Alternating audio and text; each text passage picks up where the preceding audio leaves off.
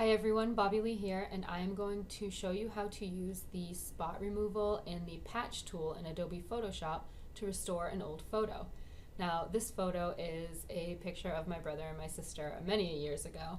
They're actually older than me now, and as you can see, there's some light leaks and some damage on the photo that it doesn't make it as pleasant to look at. So in order to fix it, there are some tools that I use on a regular basis to restore old photos, and that would be the spot healing brush tool and the patch tool.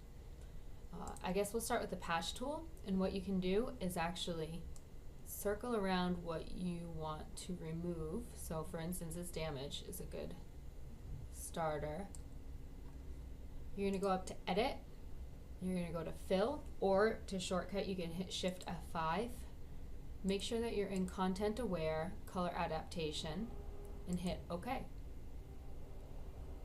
And there it goes. It does a really good job of blending everything in. But if you notice right here, there's some brown where I think it was trying to get the hair captured. So we're going to deselect. You could either hit Control D or you go up to Select, Deselect. And we're going to just get that area and circle it. And we're going to do the same thing, except we're going to hit Shift F5. And it's gone.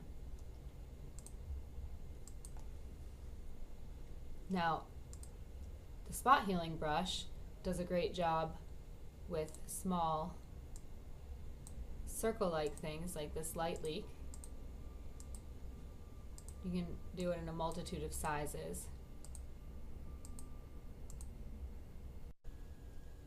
I'm going to just speed up what I'm doing here so that you can get a better feel for what the spot healing brush can do. It's great. You can use both that and the fill tool, and it really does take up a majority of the damage from old or damaged photos. And then here's a quick before and after.